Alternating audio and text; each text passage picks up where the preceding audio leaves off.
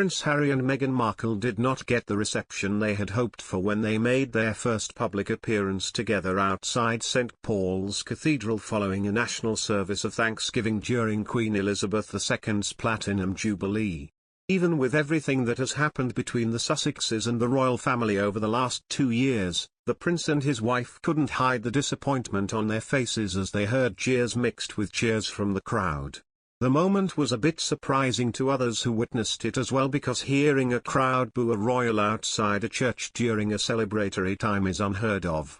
But it did happen, and now some companies the Duke and Duchess have deals with reportedly want answers about the booing, and that includes Netflix. Prince Harry and Meghan Markle have to explain to company bosses in the US why they were booed during their visit to the UK, according to a royal commentator. Prince Harry and Meghan Markle were booed when they left the service of thanksgiving at St. Paul's Cathedral during their visit for the Platinum Jubilee. The surprise hostile reaction to the Duke and Duchess of Sussex came as a big shock to the couple, according to royal expert Neil Sean. Speaking on his YouTube channel this morning, the royal commentator claimed that company bosses at Netflix, Spotify, and Penguin Random House, who all have deals with the Sussexes, want answers about the reaction. He explained, "As members of the royal family, you are used to being warmly welcomed at events, and any protests or unwelcome reactions are controlled by the police. But as celebrities, you can't really control the crowds." And that is what happened when Harry and Meghan rocked up outside St. Paul's Cathedral as part of the Thanksgiving service.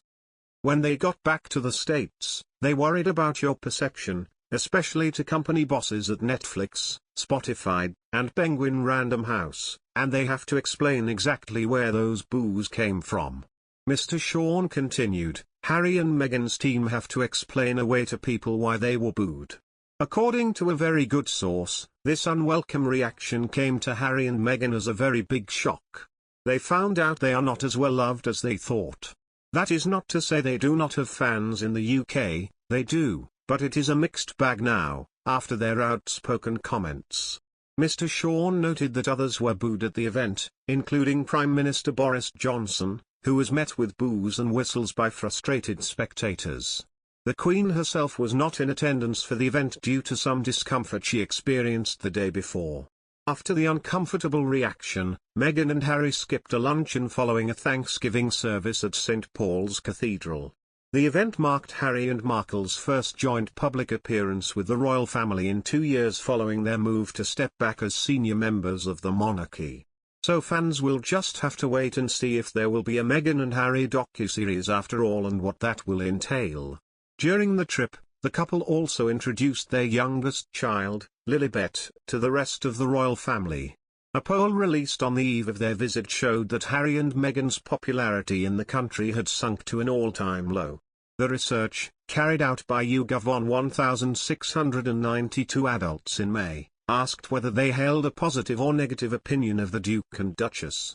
Just 32% see Harry in a positive light, compared to 58% who see him negatively. Meghan Markle's net favourability has also dropped from -39 to -42 in the latest poll.